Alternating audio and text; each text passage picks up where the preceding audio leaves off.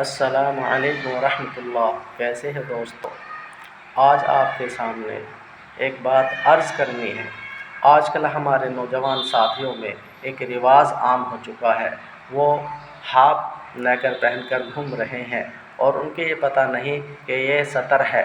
سطر کہتے ہیں ناف سے لے کر گھٹنے کے نیچے تک۔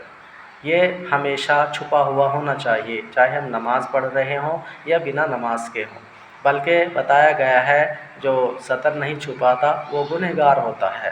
ناف سے لے کر گھٹنے کے نیچے تک یہ سطر ہے، اس کو چھپانا فرض ہے، اور جو ایسا نہیں کرتا وہ خود بھی گنہگار ہوتا ہے، اور جو دوسرا دیکھ رہا ہے وہ بھی گنہگار ہوتا ہے۔